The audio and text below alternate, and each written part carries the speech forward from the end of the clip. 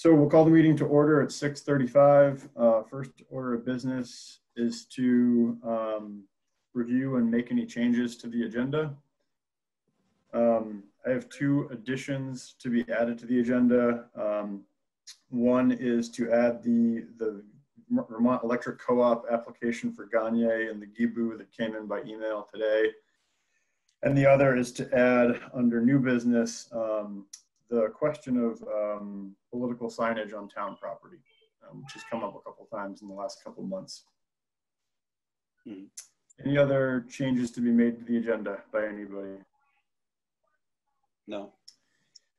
Okay, hearing none, we'll move into the review and approval of the minutes of September 7th. Is there a motion to approve the minutes of the 7th? I'll make a motion to approve the minutes of September 7th. Great. We have a motion to approve. Is there a second? I'll second it. Okay, we have a second from Leanne.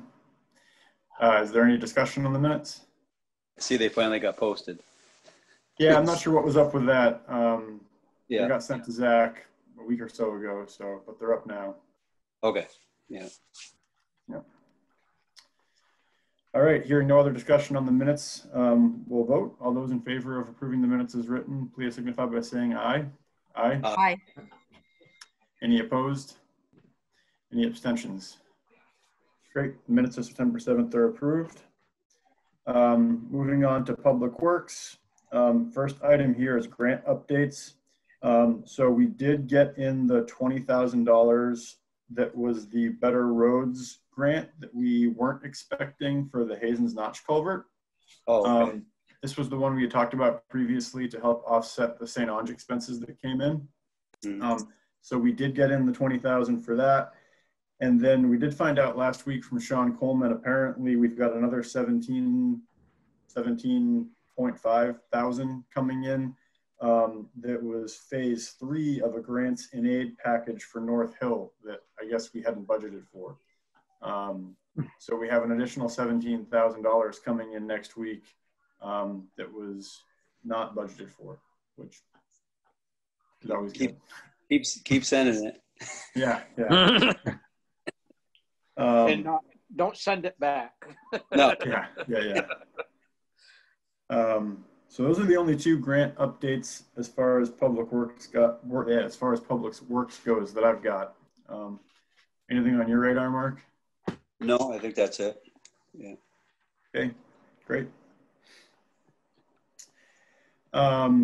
Moving on then to the second item here, the Wild and Scenic application for funding. So the Wild and Scenic River Study Committee reached out through Lindsay and John to say that they had some money left in their budget for their fiscal year ending this month.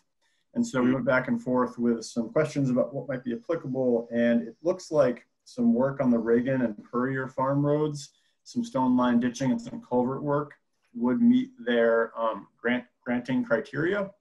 So I think we're good to go on the criteria and that we do qualify for it. Lindsay was gonna circle back last week to see what the funds level was and then get back to me. I haven't heard from her as of 10 minutes ago, so I'm not sure. But if there are funds left in their pot, essentially their fiscal year ends at the end of the month and they want to get it out the door. So we're potentially going to be submitting an application to Wild and Scenic for some undetermined amount of money to assist with some more of the stone line ditch and culvert work. So some more money to help supplement. Did you ask her what the timeline was? I don't know what for using it, you mean? For like? Yeah. Yeah, I don't know. I know the timeline they're up against right now is to make the award and get the money out before the end of their fiscal year. Okay. I don't know what the timeline would be for our use of the funds. Okay. Is this for additional ditching and culverts than what you've already done? Yeah, this would be for some additional work on Reagan Road and Purrier Farm Road. And it would be work that wouldn't be covered under the FEMA stuff we're doing because we don't want to dip into that. So it would be supplemental work. Thank you. Yep. So as soon as I get word from Lindsay on that, I'll update folks on where that stands and we'll get the application in. Okay. Yeah. Again, that I have no idea, honestly, how much that could come in for. It's really going to depend on what they've got in their budget. Okay. Take what we can get. Yeah, I mean, any money is good money. So Yes. Yeah. Yep. Third item here under roads and bridges is the driveway permit for Mark David Sear. And I thought that I had a copy of that here, but apparently it's still at the office. So I don't have a whole lot of details on this one. Could I just get like somebody just say that I can approve it? You know, I'll look into it. I'll talk to Michael and we'll look into it and, try to get it approved. Yeah, that sounds great, Mark, because I don't want to make them wait another 2 weeks. And so if we can offer a provisional approval based on your and Michael's okay, I think that would be fine. Okay. I'll make that motion. Okay, so we have a motion from Jacob to provisionally approve the driveway permit for Mark David Sear, pending any notes from Mark and Michael. Is there a second? I'll second it. Great, we have a second from Leanne. Is there any further discussion? Hearing none, we can vote. All those in favor signify by saying aye. Aye. Aye. Hey, Suzanne. Aye. I'm sorry. I'm solo momming right now. No, it's okay. So that was the motion to provisionally approve the driveway permit pending any notes from Mark or Michael. Yes, I've approved. Okay, great. Any opposed? Any abstentions? Okay, great. Motion carries unanimously. Thanks. So yeah, Mark, just circle up with Michael when you have a chance and we'll get that out. And if for some reason you don't see it at the office, if for some reason you don't see it at the office, let me know and we'll figure it out. Because the time frame for getting stuff in like that is getting close. Because usually like the middle of October, we don't want them digging in the roads anymore and stuff. So I'll circle with Michael, and I think I got to check this other one out too. The next one we're going to talk about. So so the next one up is it's a town road right-of-way occupancy request. So this is something from VEC. We've seen these in the past. It's essentially just a request to put a utility in the town's right-of-way. I haven't had a chance to look it over in any great detail, so I'm not sure if they're looking to cross the road or carry the line up the road in the right-of-way. So I'm honestly not sure which one they're looking at, but we could handle this the same way if we wanted to, which is to provisionally approve it pending the review of Mark and Michael. Yeah. You mentioned that was in the Gebu. Is that actually in the Gebu or Hill West Extension? It's 4195 West Hill Road. 4195. That would be Hill West Extension, I believe. And that's Class 4 road. Yeah. Oh, it is. Yeah. I believe they want to go across the road, looks like, from what I see of it. So there's a camp up there, I guess. Yeah. Yeah, again, we just got this one in this afternoon. So, so with that, what I'll do is I will make a motion to provisionally approve the VEC application for Gagne, pending review from Mark and Michael. Is there a second? Okay, we have a second from Jacob.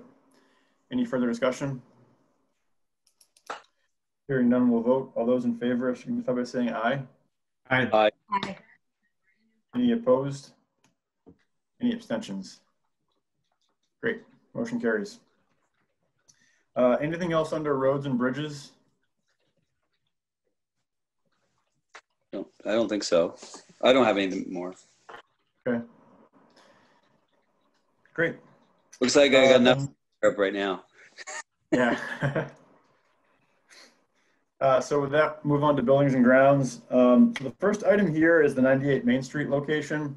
So I had sent some information out last week regarding the new contact from the U.S. Postal Service, the gentleman interested in the lease renewal. So I have not drafted a letter yet to them in reference to that.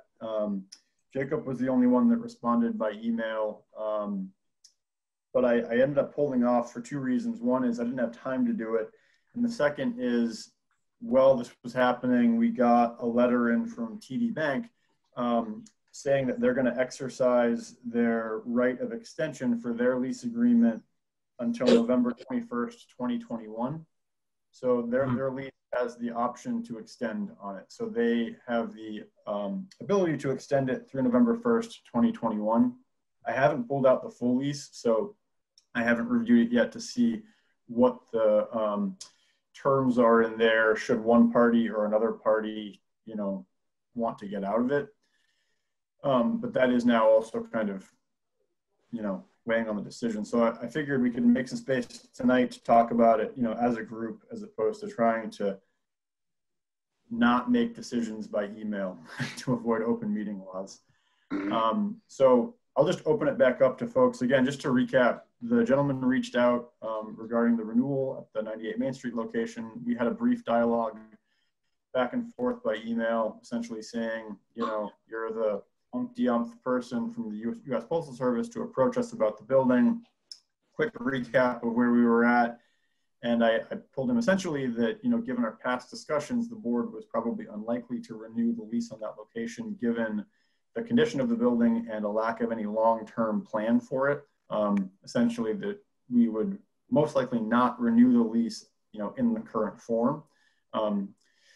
So that's the background. So let me open it back up to the board for any kind of questions or discussions or thoughts around this.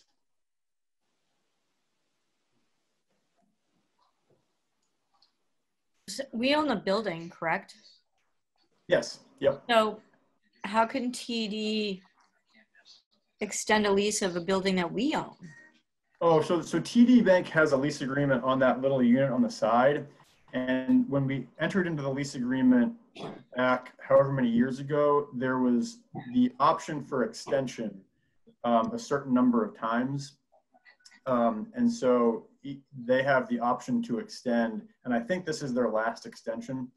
So it was baked into the original lease agreement, the first one of which I think was written back in like the 90s. Oh. So there's always been this provision, and it was written in a way basically so that neither party had to worry annually about, you know, drafting a new lease and going through all that. Okay. I just feel it's important that we, you know, do write a letter saying we aren't interested in renewing the lease, so that gives the post office a chance to, you know, find a different, look at a different location, and you know, then we have a way to go. You know, we can let them know now instead of waiting till the last minute. Yeah. I mean, I can write the letter in terms of, you know, not this location or not this location under the current framing. I mean, how do people feel about opening the door to say, look, you know, we would be willing to negotiate with you about that location, but it would involve taking over the entire building. It would involve renovations. It wouldn't just be like, you know, we're going to keep going with the status quo. I'll kind of give them two options, essentially.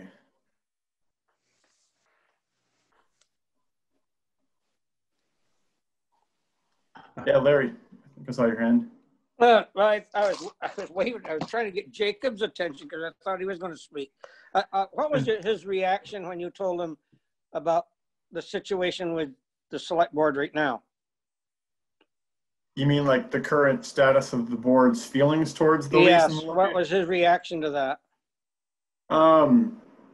I think, well, it was all by email, so it's hard to gauge, you know, emotions and stuff. But the way he responded, it was almost a little bit of like resignation that he was like the 17th person in the line to come into the situation, and, you know, basically kind of saying like, well, I wasn't involved with any of that. This is my job. I need to deal with this. So, you know. I'm not a select board member, but I think your idea of giving the opportunity to upgrade the building and all that is a good idea, because that's the only way you're ever going to get that building upgraded. Yeah. Yeah, unless we downgrade it completely. Bulldozer will do that. Yeah. Yeah, Jacob, go ahead. Yeah, sorry, I froze before. If I freeze again, I'll try to note that. Yeah, it's a little awkward because I would rather we have more of a vision of how we wanted to use that space. Like, would we prefer it to be a parking lot, or would we prefer to upgrade it in its current shell form, or would we prefer to like rebuild it in something else? And I'm kind of assuming you don't have the appetite to do anything too big and illustrious. And so, yeah, so I really agree with Larry. If we can give them an opportunity to invest back into this space or have their tenancy be substantial enough to justify our investing in that building, then it's like, well, there's some useful infrastructure there. It's not like the building is like an immediate tear down, but like it's going to take a bunch of work. So having a piece that just reflects an existing serviceable building doesn't make sense because it's not a serviceable building. And so then really the question is, can this be turned into a serviceable building by, I'm not even sure what terms we would ask for, but at least to express that intention, I think makes a lot of sense. I think full occupancy makes a lot of sense. But yeah, I think that, yeah, being able to express that so it doesn't just seem like, no, we want them out, but giving it that context feels really appropriate.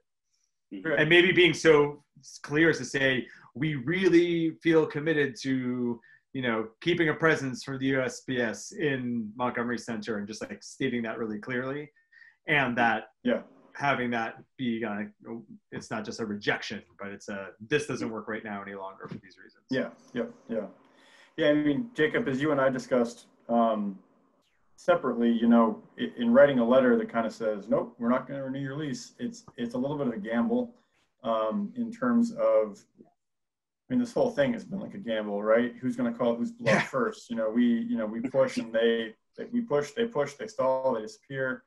It's almost been a case of like, what do we have to do to get their attention? And yeah, and I don't think any of us want to lose the post office. It's just a case of how do we get the change we want to see. Right. I wonder if it'd be to your benefit to send him some of the copies of some of the communication you'd had with people that were in his position prior to him. Yeah, you know, I've alluded to it with him, and I told him I would make all the correspondence available, and I think his reaction was one of like, oh, geez. You know, I mean, you even taking over the job. Sorry, go ahead. Sorry. I mean, you even suggested that they look down the street, you know? Yeah. Yeah, and I did also speak with Laz, and his space is still available. I don't know how long that's going to be the case, but the trigger for the USPS to speak with him or anybody would be this letter. And so basically this would start a process by which they would then start looking for other locations through the announcement, the bid, the whatever process they go through. So, okay. Okay, any other thoughts on this before we move on? Well, can I ask let's just say that they're like, all right, sure, we'll bite. Let's make some improvements there. Like, do we have a sense of proposal? I mean, I have a sense of what I think needs to happen to the building from my history of kind of workshopping that over the last like 3/4 of a decade or whatever. But I don't really know what that means in terms of what we would be asking for in a longer term lease, additional buy-in, some combination of those things. It would be like a temporary move and then a resettlement. Like I mean, I can spitball some things. I don't know how far down that road your mind's already gone, or if anyone else has any thoughts on that. Yeah, I mean, our past conversations around it haven't been anything down into like the nitty-gritty details of a renovation. It was more a case of take over the entire space, and that action would require a renovation on their end, which hopefully would, you know, address, if not bring to light, some of the concerns we have. You know, things aren't hidden behind walls if the walls comes down, kind of thing. So right. So I don't think we have a detailed proposal as far as what a renovation would look like, but the idea, you know, getting back to the earlier comment, was that the full occupancy of the structure is the goal. Whatever that looks like, we can negotiate it or figure it out. Yeah. But I do think that what we would have to think about in terms of this is if that was something they did bite at, we would want to think long and hard about what duration of a lease agreement we would want with them. Because if they're going to commit to that kind of a thing, we'd want to give them a lease that was you know, a long term. Yeah. So. And then we should probably expect a follow-up conversation of like, all right, how are we gonna get this building renovated? Because I imagine there's a bunch of that shell work, like to the walls and enclosures and whatnot, that would be beyond their scope to manage, and unless we're making that a condition of the lease. I don't know. I mean, I know that like in other places they've done things like that. Like in St. Albans, that post office down by the 14th Star, that was all gutted and renovated 7, 8 years ago, 10 years ago. I don't know. Yeah. But I know that they do this kind of stuff. It's just a case of, yeah. And they're doing that as a tenant, not as an owner of that building. I don't believe they own that building. I believe they're a tenant who's leasing out of that strip mall. Yeah. All right. Well, one step at a time. I just didn't know if I could see this then moving somewhat quickly, and or at least like progressing to next steps. That's where my brain always goes. Yeah. If they want to move quickly on this, I would from that. It'd be a great problem to solve. That's a good fair point. Totally. Yeah. Right. All right. Well, we can stop speculating then. All right, so I'll draft a letter to them outlining basically the two options as we see it. One is a new location, and one is a retrofit of the current location. So that's great. Okay, great. Thank you. Item 2 on this is the generator service agreement. So we did get a service agreement in from Milton Cat. So I'm going to do a screen share here real quick so that folks can see this. Can folks see that screen? Can they see the Milton Cat? Yep. Showing up. Okay, so in looking at this, it looks like each page of this is in reference to a different unit. And what they're outlining here is a 3-year service contract with the price per year kind of detailed down here. So the total 3-year price would be this. So for this unit, we're looking at $2,700 annually, $899, $929, $879. And so, you know, if we scroll through this, you know, you've got one of these for each unit with the total price, again, for the 3-year agreement price of here. A third one on the bottom, they've got a executive summary here, which looks like it's the total 3-year cost of the contract for each unit, and then the total price here. So this is the total 3-year price of the service agreement, $8,150. For comparison, the contract that we had received from Brookfield, the last time we did it, they were looking at about $4,600. So not quite half of $4,600 for 3 years. 46. No, it was annually $1,500 annually was what Brookfield had. Okay. Yeah. I can pull it back out just to here. I'm gonna exit this. That's the magic number there they're looking at. Yeah. Who are you in under agreement with so previously? So we are not under an agreement with anybody right now. We were under an agreement with Brookfield Service, and their agreement listed all 3 of our units with a complete annual service cost of $1,531. So the Milton Cat service agreement is not quite twice that amount. How much did Cat replace that controller for? I don't have that number in front of me. Approximately? Should be in the minutes. Give me one sec, Larry, and I'll pull it up. No, just give me an approximate number.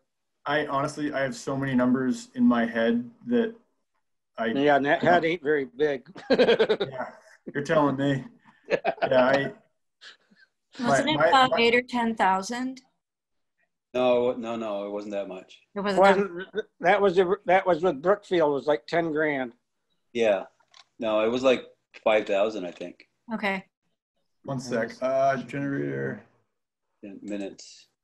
No, I guess it's not listed here because what they did do is they also replaced the heating block, which was cracked while they were up here, and that was an additional $500, which we said to do because they said if they were going to leave and come back and do it, it would cost like $1,000.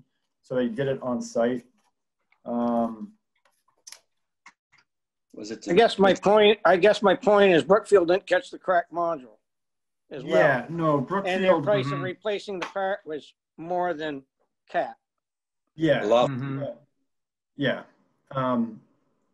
So I don't know if it makes sense. I just got this agreement today, so if you want, I can circulate it to everybody for review. I can send Ross a copy of it to review if folks want to look at it in any more detail and get back to me with any questions. Charlie, does it state what's covered in that documentation? Just so we have a sense of, I mean, I'm assuming it's just general servicing. And it seemed like approximately like a 5% escalation, annual escalation, like roughly. I sort of trying to do the math quick in my head. And so like that seems relatively straightforward. Yeah. No, I mean, yeah, it doesn't list in here what the service. You know, it's their code, a PM service. So it's whatever's included in the full PM service. But I can get those details. Yeah, if we get that in writing, just so we know what we're getting for it. I just think Milton Cat is more familiar with the generators we have than Brookfield. Yeah. I think Brookfield has trouble getting parts for them, and that's why the cost was so much higher. Yeah. I mean, Milton Cat, the thing services the generators we have, and that's probably Yeah. Okay. Any other questions anybody has? Because what I can do is circle back to the sales rep with any questions, and then I can mail the agreement out to everybody and Ross and get back to anybody with answers to questions. So anybody else have any questions on the agreement or things that we should ask clarification on? If not, if you think of anything, just let me know and I'll circle back to them. And like I said, in the meantime, I'll email this out and then we can act on it maybe at the first meeting of October.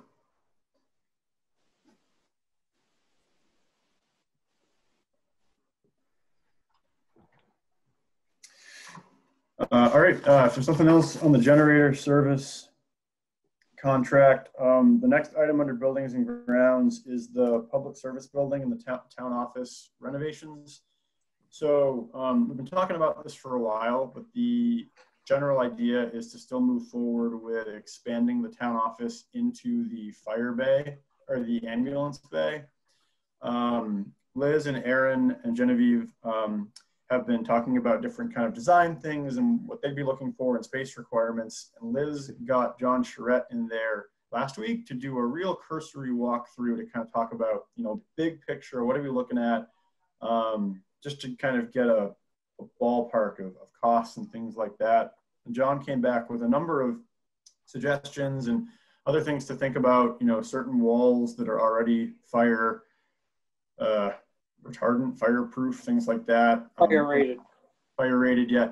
And then also kind of an idea of a step-by-step thing. You know, we could do step one is put the vault in, get the door from the old vault, put that on, have a functioning vault, and then pause. And step two is the kind of cosmetic office movement, these kinds of things. Because the main thing here is that we need a vault like now, yesterday, last year. Like 5 years ago.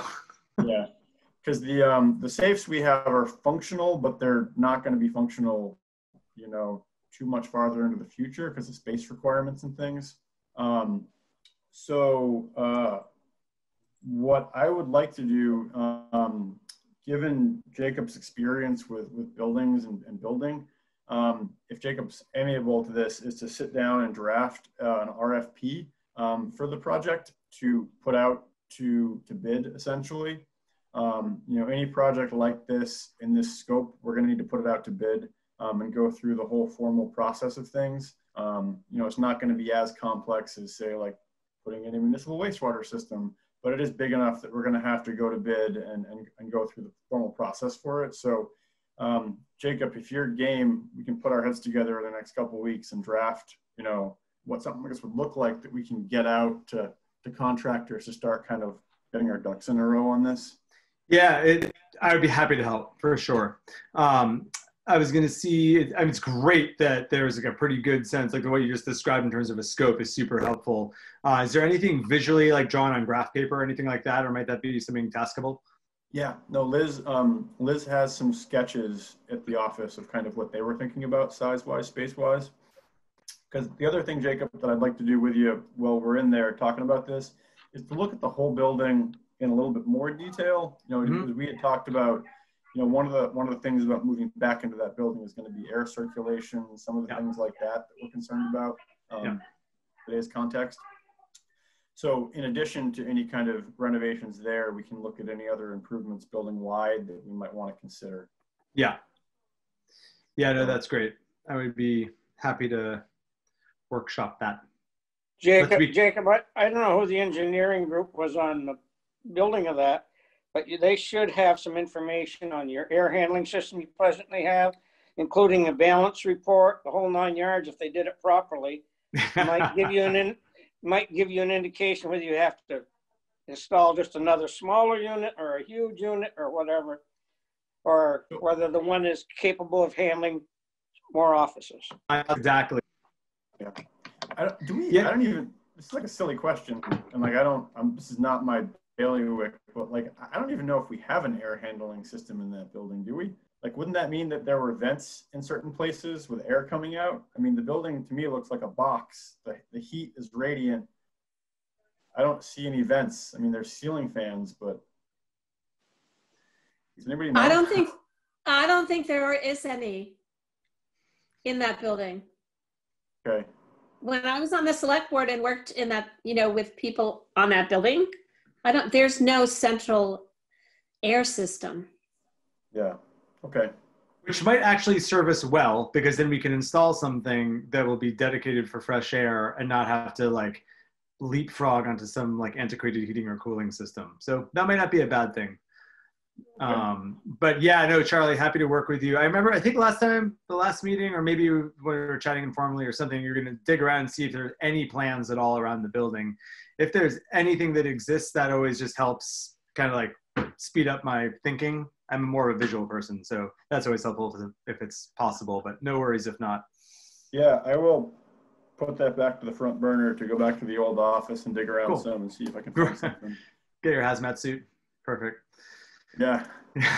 Masks on masks. Yeah, exactly. Yeah, filtering for multiple things now. Yeah.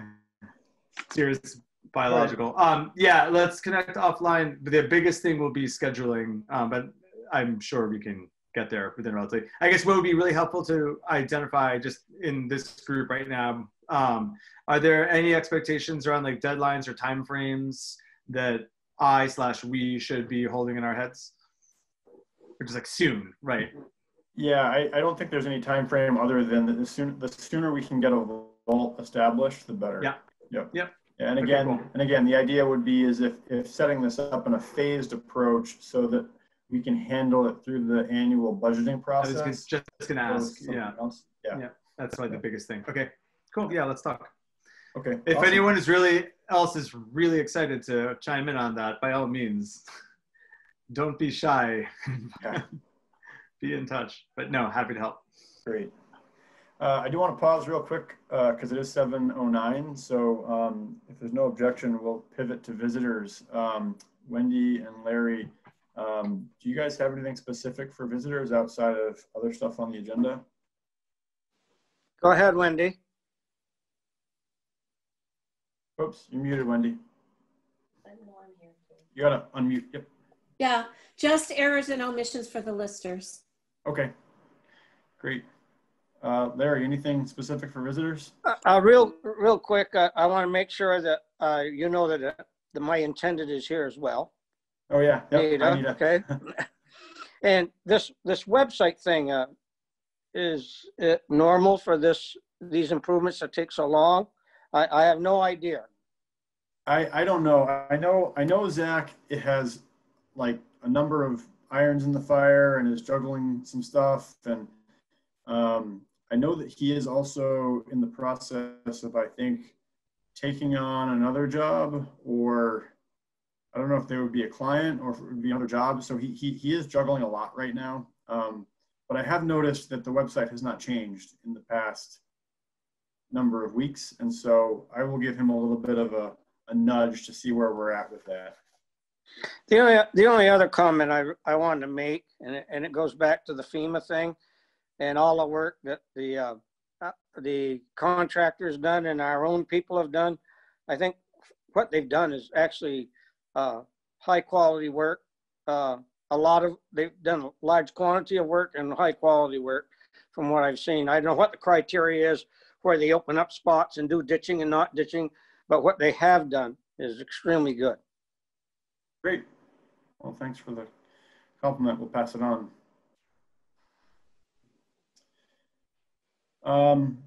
If there's no objection, just so Wendy doesn't have to sit through the whole meeting unless she wants to, if there's no objection, we can hop to new business and just jump to the 2 items that have to do with the listers. So if we go to 7B and 7C. So the first item here is the errors and omissions certificate. Wendy, do you want to explain what this is?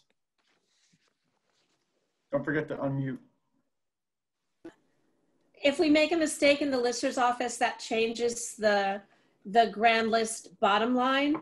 It has to be looked at and signed by the select board and then presented to the town clerk. Yep. And this year, Elsie and Lutz Saborowski requested we remove the value of the underground fuel tanks from their value or their assessment, and we neglected to do that before we lodged the grand list, and that takes $12,200 off of the grand list. Yep. And I think Genevieve sent this to you guys. So if you wanted to look at it's a Form 411, which gives you the total of our grand list that we've lodged for the year. You can see the difference between, this one was dated 9/20, and that $12,200 is reflected on the,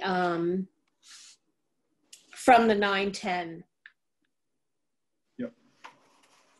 So the difference between those 2 numbers, easy way to look at it, total listed value, which is about almost halfway down the page, left-hand column, and you can see the difference in those 2 figures. So we're just asking that you approve our error and then give us your signed copy, Charlie, to Liz. Okay, great. So is there a motion to approve the errors and omissions certificate from the listers? I'll make that motion. Okay, we got a motion from Mark. Is there a second? We have a second. I'll second it. Oops, Okay. sorry. All right. Any further discussion on this? It looks like there was no change to the grand list. There was a change of $12,200. Okay.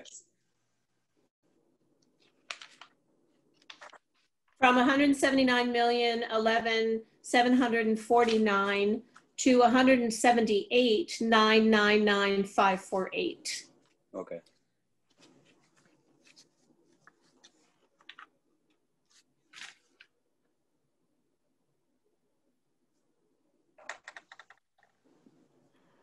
All right, any further discussion?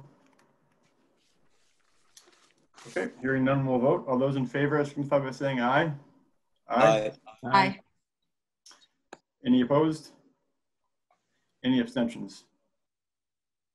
All right, great. So we approve the errors and omissions certificate. So we will get this back to Liz for final signature. Thank you. The other item on here was just the 2019 Grand List certificate. So this is just the official certification that there's no appeal or suits pending. The last one of these last year was the Godfrey's, which was over. So that was the last appeal pending on that one. So with that over, we just need to certify that it's complete with no appeal or suit pending. So is there a motion to approve the 2019 Grand List certificate? I'll make that motion. Okay, we have a motion from Leanne. Is there a second? Second. Got a second from Jacob. Thanks. Any further discussion on this? All right, hearing none, we'll vote. All those in favor signify by saying aye. Aye. Aye. Any opposed? Any abstentions? Great, motion carries, and we've certified that. Great, awesome. Well, Thank thanks, you very Wendy. much. Yeah, you're welcome to stick around if you want to. Otherwise, have a great evening.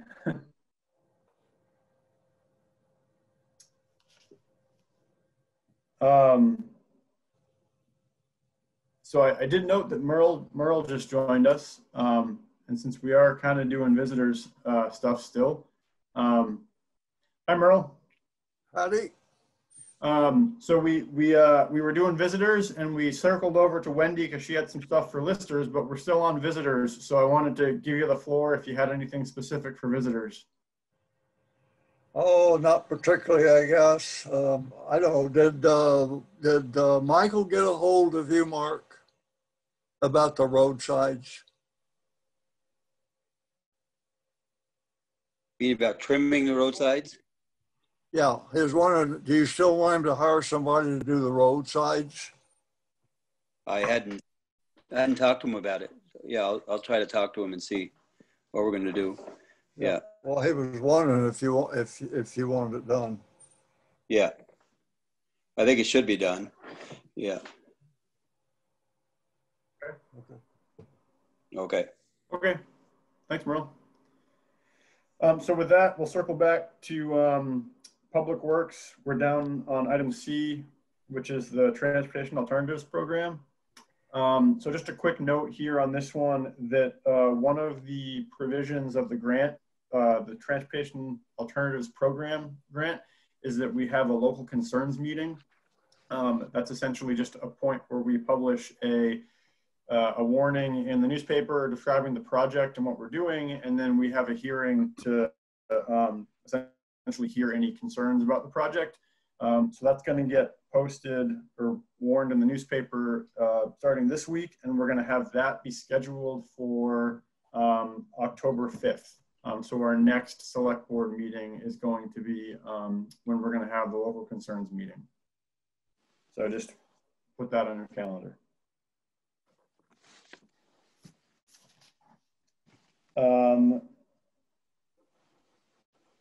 The last one under here under Public Works is just FEMA.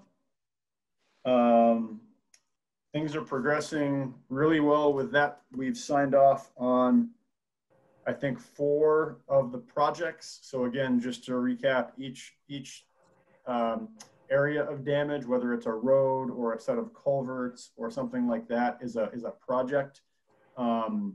And so we've gotten 4 or 5 of them signed off on. And so we should be expecting revenue or money from FEMA to be coming in shortly. We're going to be trying to certify the North Hill road work this week. So once that goes in, that'll be in the queue. I did talk to Aaron today about starting to get a more kind of concise spreadsheet together for everybody to kind of see what the outlay was in cost for each project, each road, each culvert, because we do have it broken down.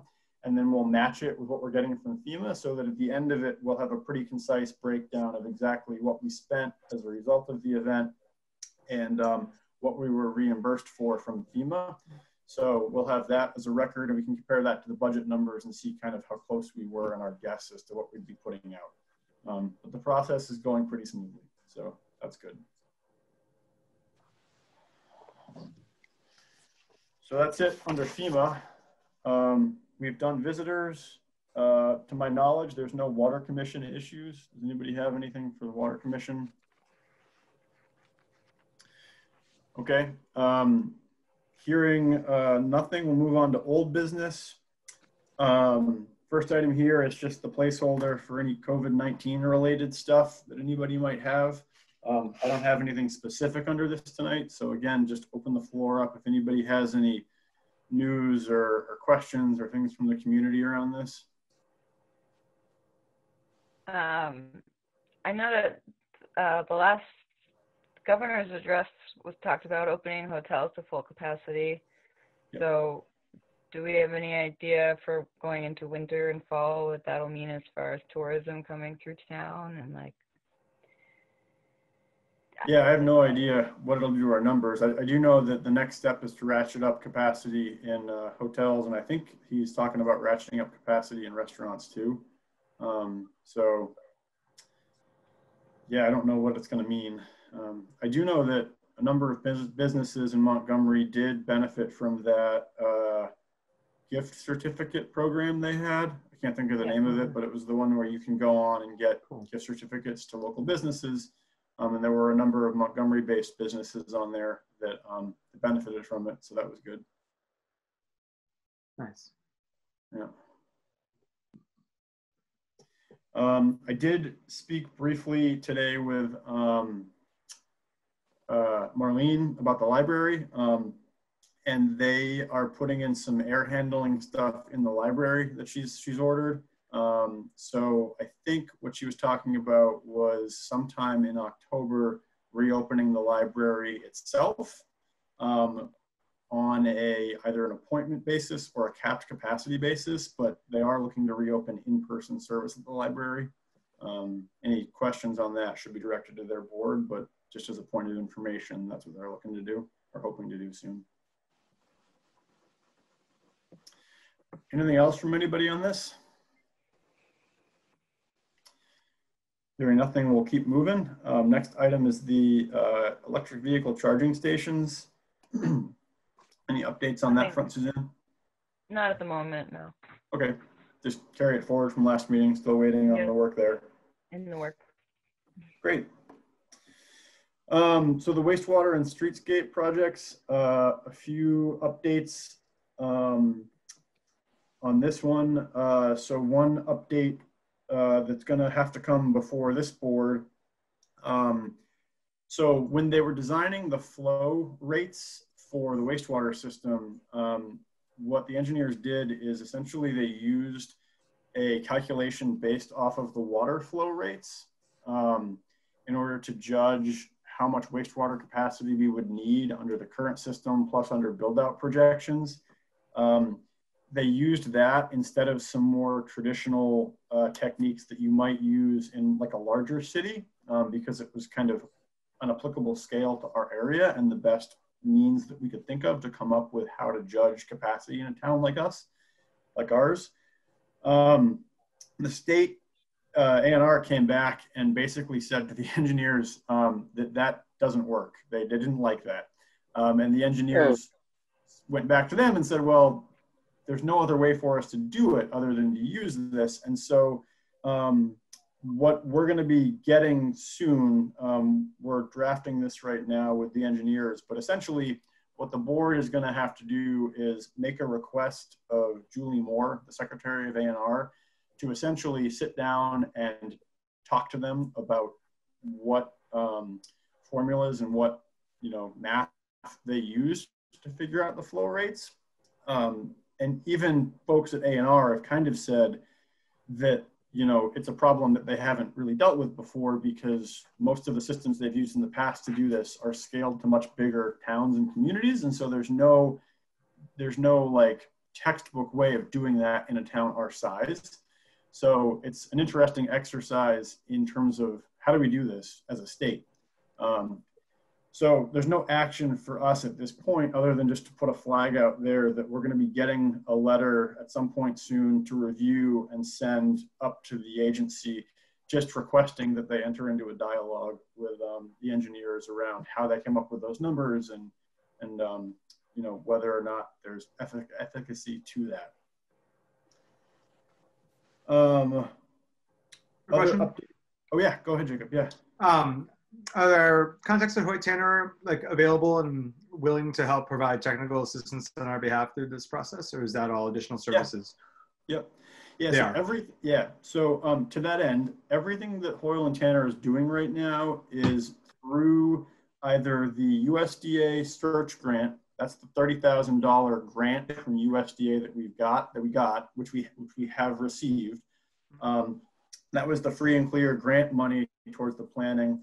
The balance of the work has been through the engineering planning advance. This is what we discussed last time, which I circulated the paperwork for to the board. This is the planning advance, which essentially is the no risk money. So it's the money that essentially we would only pay back if the project advances, and that gets rolled into the final indebtedness for the project. If the project doesn't advance, we're not out of pocket anything. Sure. And we've intentionally set it up this way so that we can keep work on the project moving while we address some of these, you know, big ticket concerns around financing, the disposal sites, and then some of the other stuff like the wastewater flow calculations. Again, just setting it up in a way so that if the time does come when we say, look, this isn't going to fly, we're not out of pocket anything. Right.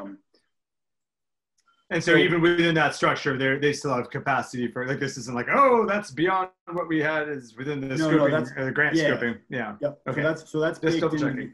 Yeah. Yep. So that additional work around the financing end, additional work this fall around scoping out the disposal sites, those are all baked into the planning advance criteria through the amended engineering service agreement. So. Okay, awesome. That's great.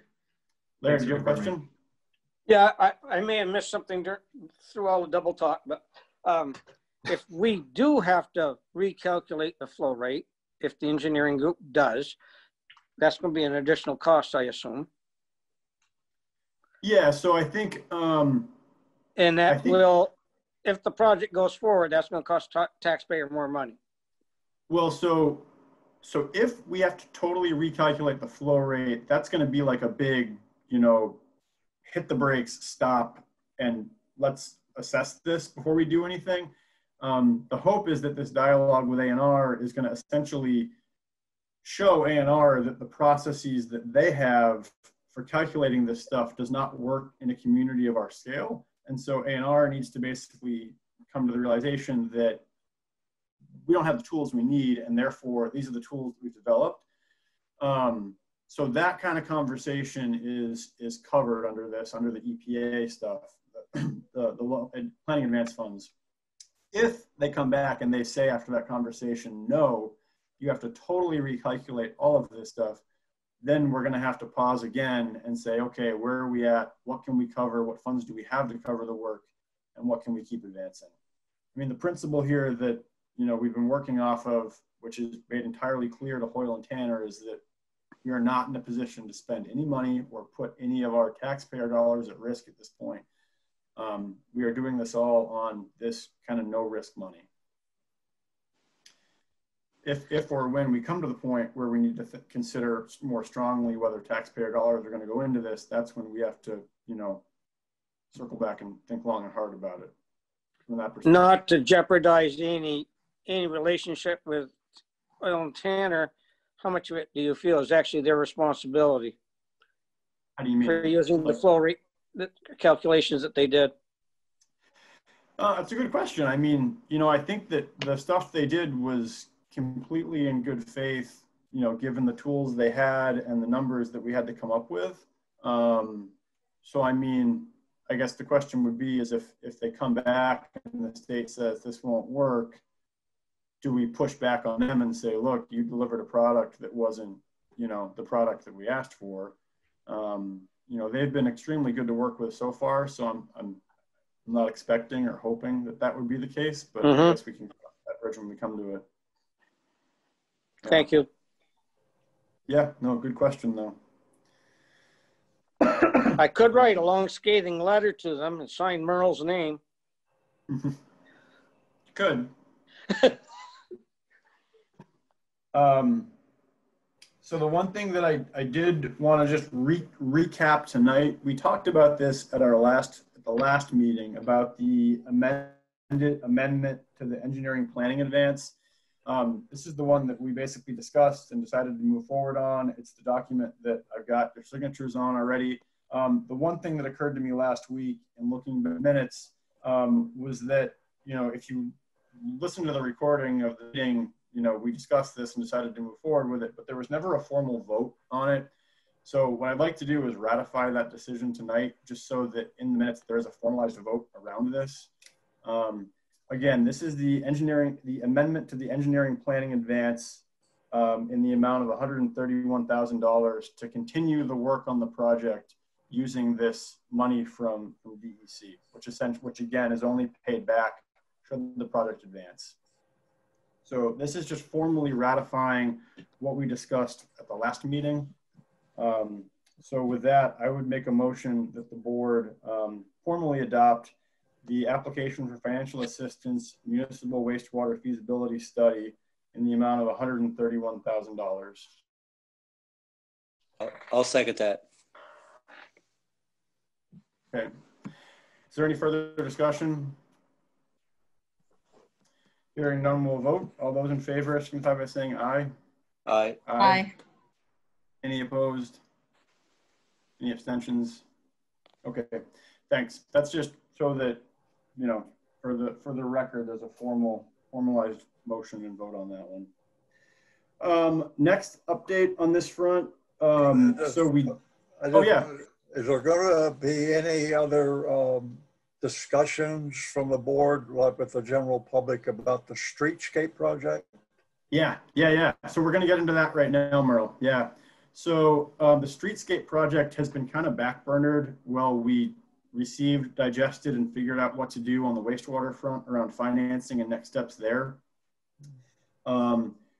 We did get our USDA community facilities loan offer from them Thursday. Now, again, this is, so USDA funding, we've got one bucket, which is the wastewater project, which is the grant loan package, which we've discussed. The other bucket of funding from USDA is the straight up loan offer for money to go towards the streetscape portion of the work. There's no grant portion of this. This one is designed in a way where if we did go out and get additional grant funding, it would ratchet this amount of money down. So any additional funds we got would not go against this loan package, unlike the one for the wastewater system. The offer we got from USDA was, give me 1 second and I'll pull it up. The offer from USDA for the streetscapes portion was a loan in the amount of $6,985,000 at an interest rate of 2.25%. So obviously that's not, again, not a loan that we're going to enter into.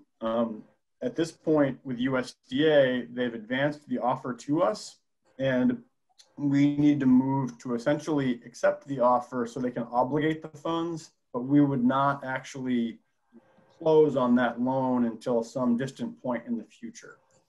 So with the USDA, when they make you an offer, whether it's the grant loan package or this loan package, you accept the offer and they obligate the funds, which essentially says they take it out of the big bank account and they stick it in an account for you.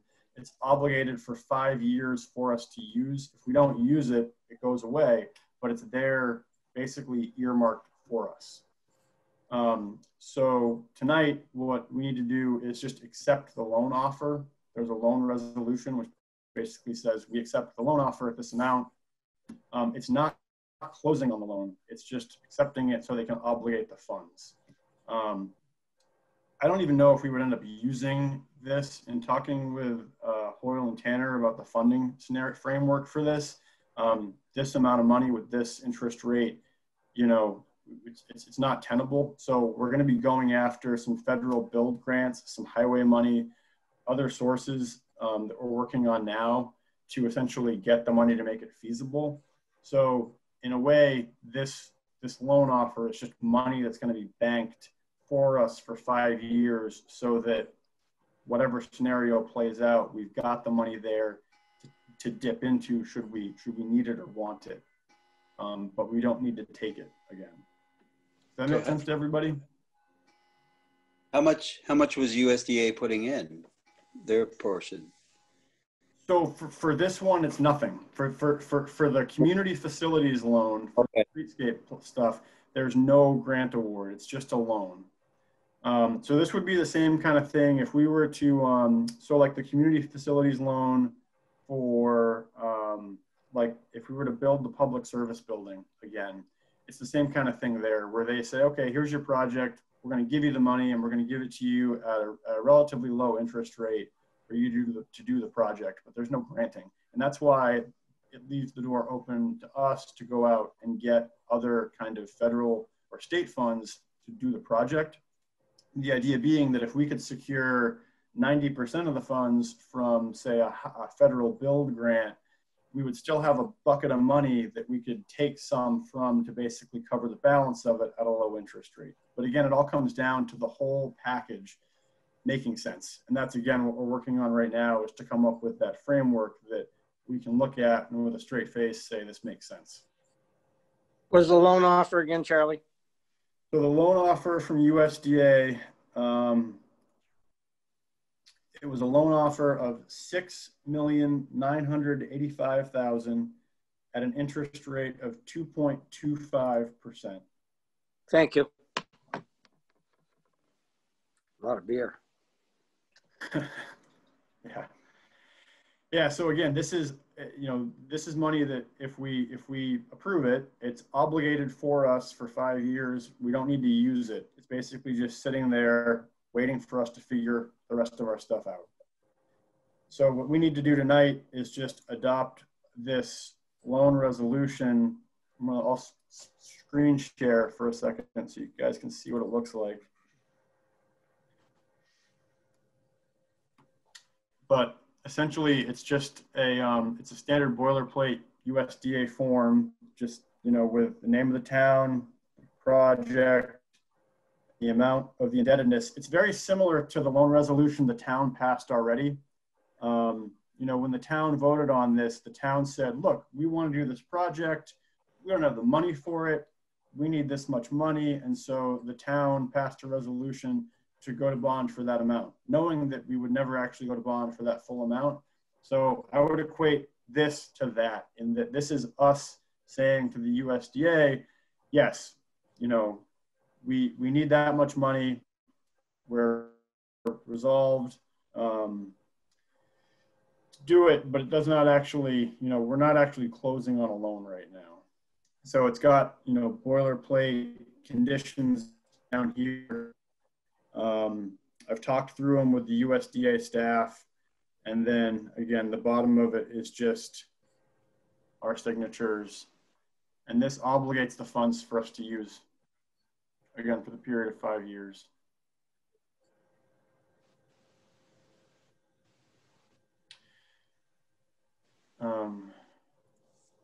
Anybody have any questions on this? I know a lot of this is kind of confusing and a little hard to follow with USDA and how their funding stuff works.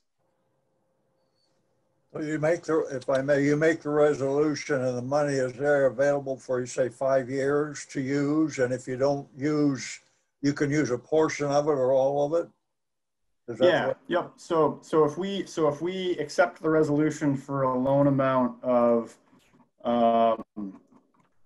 6.9 million, but then we come up with 5.7 million, we could technically go back for the balance and use it. Yeah. So this is basically just padding our financing to give us more options. I appreciate the description as an analog of the bond vote. It seems like it's, an intention in that kind of procedural piece to hold things in reserve and not committing ourselves. I mean, it seems like a zero risk move here to at least be able to progress, which I totally get is sort of how USDA structures things. So yeah, with that as the overall description, that makes good sense and seems in keeping with our current strategy. Good. So with that, I would move that we adopt the USDA loan resolution for the FY20 streetscape project in the amount of $6,985,000. Is there a second? I'll second. Okay, we have a second from Jacob. Any further discussion on this? I'm trying to remember if we ended up inserting any of this language into the bond vote, whether it was necessary to declare in the language that, you know, this would, you know, clarification around this not, you know, we would not enter into a binding financial agreement sort of with this measure. If that's overkill, I'm happy to, you know, pull that back. It's mostly for clarification because I know approving a large sum of money like this is eyebrow raising, and without context that can seem, you know, like a big move. So if that's, I just couldn't remember what we did for the bond vote. I remember it was a lot of discussion if the language actually reflected that or not. Yeah, I know the language itself on the article didn't reflect that because of the legal aspects of it. Like you couldn't condition it. Yep. But okay. Got with it. everything, like with everything surrounding that, we've tried to make it as clear as possible. Yep. Well, I think as long as the meeting minutes reflect, you know, this context and intention. So if there are any questions from anyone around the intention behind the measure, if there's, you know, you can check the minutes, good enough for me, just checking. It doesn't just say the board approved a $6.9 million. Yeah, you know, there should be some paper trail around the conversation and intention. Yeah. Minutes will suffice. Any other discussion on this? Okay, hearing none, we'll vote. All those in favor signify by saying aye. Aye. Aye. Any opposed? Any abstentions? Okay, motion carries. So again, we're still working on developing this overall financing framework for this. So this is just one more piece that we're going to plug into that, and then we'll keep developing that and keep the board updated as we continue to figure that out. Merle, to your question about the public engagement on the streetscapes portion of it, we have been talking with John Olin, who's the engineer on the streetscape side of the project. They're both named John, which is confusing. But we have talked to John about re-engaging around that process to kind of bring the public back in to kind of say, you know, we had this full menu of options that we reviewed, including making a street a one-way or putting sidewalks in or things like that. But we now want to kind of winnow that down more to essentially what does the community really want? And then on top of that is going to be what can we afford at the end of the day? So we don't have a defined process laid out yet for that, but we are looking to re-engage the community around those design elements, because I know there was a lot of, you know, strong feelings about a lot of that stuff. Yeah, you know, look at it really, really close and look at X amount of dollars, what benefit comes from this section of that project and so forth. And maybe it could be scaled back somewhat, you know, in some areas. So, yeah, completely agree. Yeah, it's going to be a combination of what the town wants based on further community involvement and then the price tag. Yep. Yeah, thank you. Okay, so that's the updates on the project front. So as more news comes in on those things, we'll circulate it by email, but that's kind of the latest and greatest. Moving on, the Communications Union District update. I talked to Everett today. There's no real new news on this. We are still looking at potentially doing some work at the Grange Hall to plug in an additional public high-speed hotspot. We have the one up and working at the public service building right now. It's got a really strong signal. I mean, you can be out in the middle of the parking lot and pick that up. So the idea is that we could plug another one into the Grange Hall. There's a little bit more work we have to do there. We would like to switch from Consolidated to Comcast for service before we do any kind of hardware there. But that's kind of what we're looking at on that front.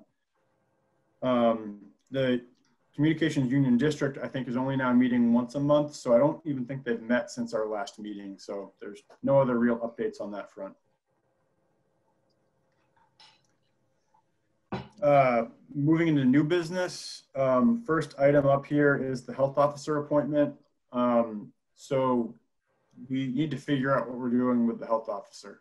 Sue Wilson has graciously, volunteered or put up with the fact we haven't found one yet for quite a long time, but I know she's looking to get out of the position.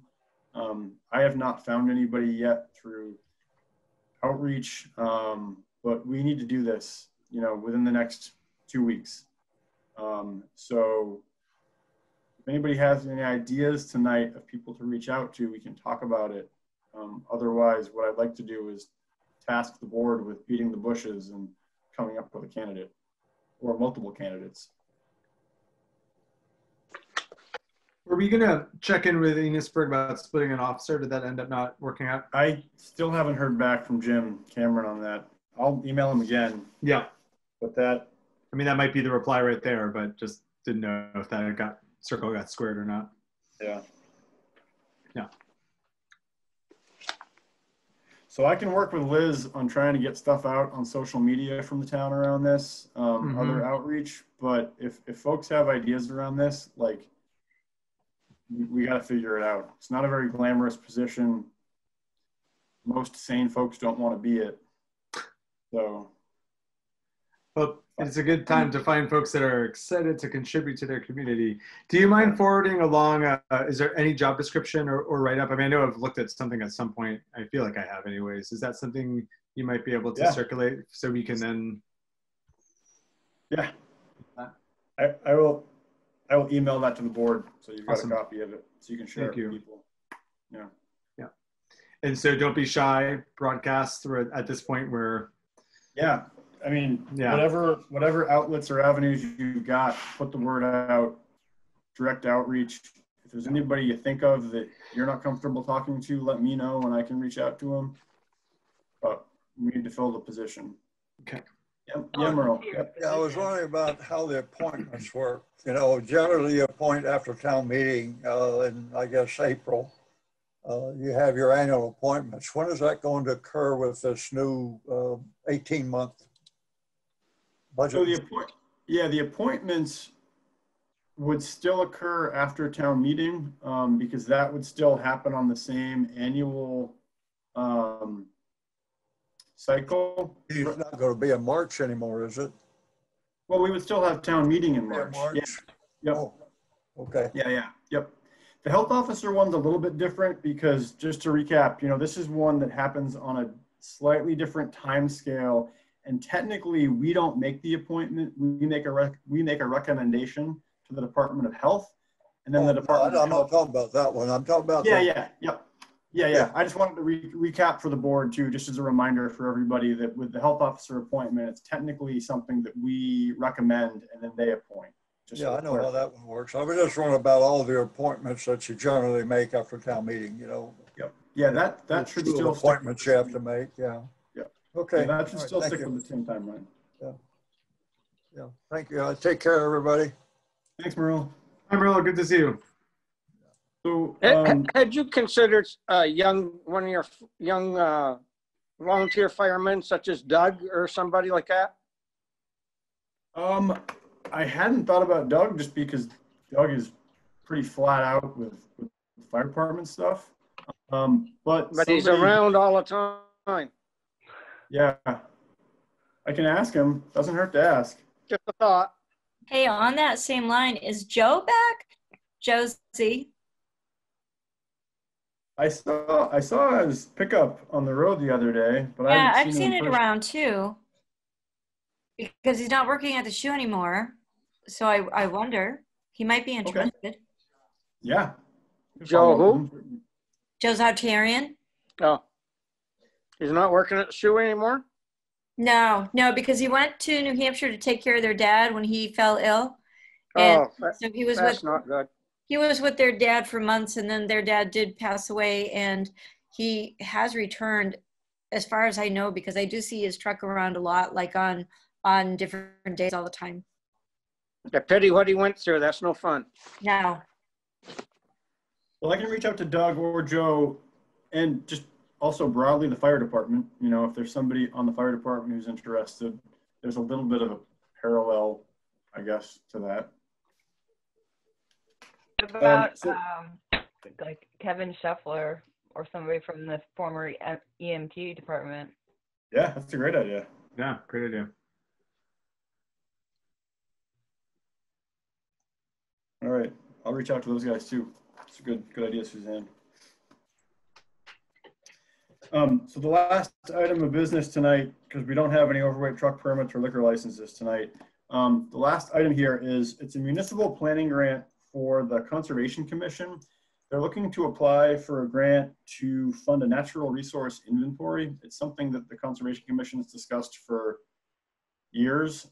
Essentially what it does is it looks at the natural resources of the community in much greater detail than what the town plan has, as a mechanism for, you know, education and outreach, as well as a document that could inform future planning in the community, kind of around sensitive habitats or wetlands or, other communities have done it. It's not a document that would be binding in any way. Like, it's not a document that would be something that would be a policy-driven document in and of itself. It would be more informational, and the town would decide kind of how they want to use it. If you want to see ones from other communities, you can just Google Vermont Natural Resource Inventory community, and other towns have them, and they'll pop up, and you can kind of scroll through and see what they look like. So the Conservation Commission is interested in applying for a planning grant through Northwest Regional Planning, and for that they need our approval essentially to do so. So I'm going to screen share real quick here. It'll be the last screen share of the evening, I promise. But this is what they're looking at submitting.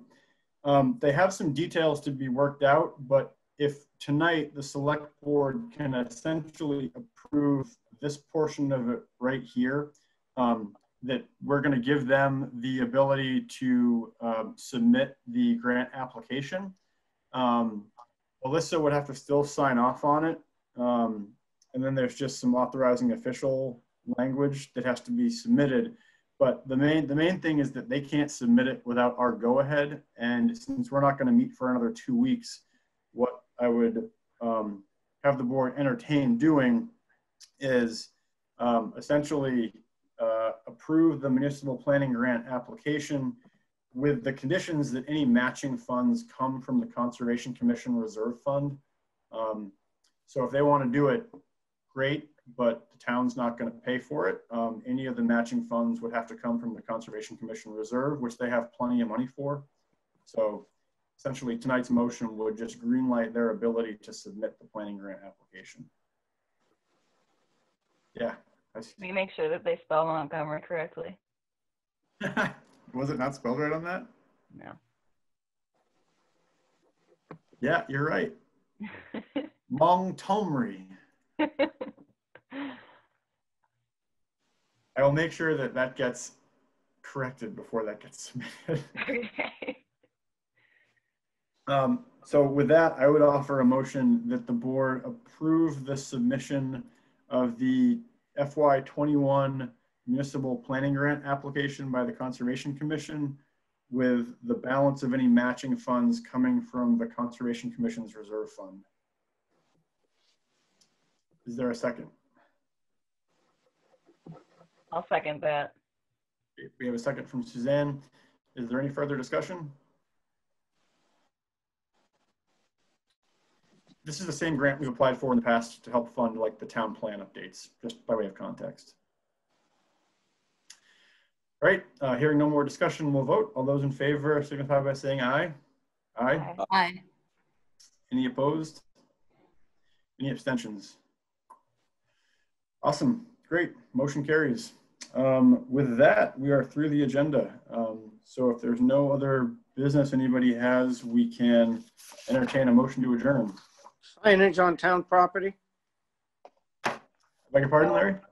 signage on town property. I believe you Oh, added that's that. right. Yeah, good call. Sorry, I added that, but forgot to add it to the back of my, yeah. So this is something that came up. We had an email about it from one individual a few weeks ago, and then Colin emailed again yesterday or today, expressing his displeasure at the political signs on town property.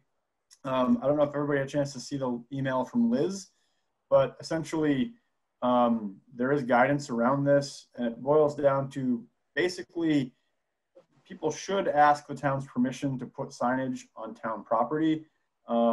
Best practice would be for the town to have a policy around this that says something like, you can do it, but the signs have to be no bigger than X amount of sign. There can't be more than one of them or two of them at any given location. I mean, we can put conditions on it, but I wanted to basically put it before the board to get your feedback and thoughts on this. Did everybody see the email from Colin? Okay, so we'll open that up to the board. Any thoughts or discussion on this from anybody?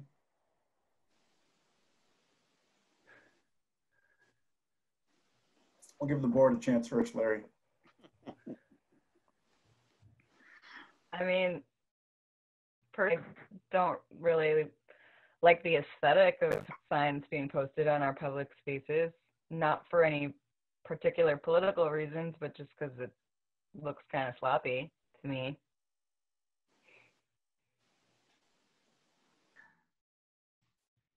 Yeah, Jacob, go ahead. Yeah, I mean, I'm don't really have very strong feelings about this one. On the one hand, it's like a lot of trash and waste, and on the other hand, it's also like another vehicle for political expression in the public square, and so like it holds some relevance in our political process.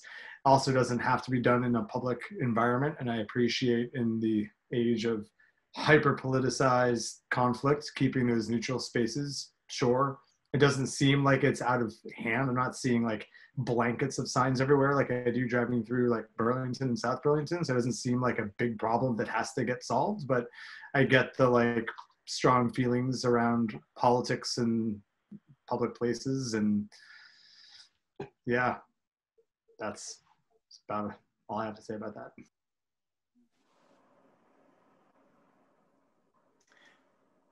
Does anybody, oh, go ahead, Leanne, yeah. No, I was just going to say that I think as a town, it's better to keep our spaces neutral, especially like in this particular political atmosphere this year, and it's just so contentious that I think it just might be wise to just keep it clear and just have it be for, public use and not for political use. Yeah, that's my feeling too. I mean, I think we should look at just setting up a resolution, to just not let them do it. I mean, there's enough other places to put the signs, and we don't need it on our the town property. Okay, because we can, I think we probably should draft a policy around it. So the question would be, is the policy limiting the policy restricting signage? And then if it's restricting signage, are there any conditions? I'm just thinking about like, it seems like the Village Green is kind of like the main hotspot people are concerned about. Other public property, because there's rules about political signage in proximity of polling places.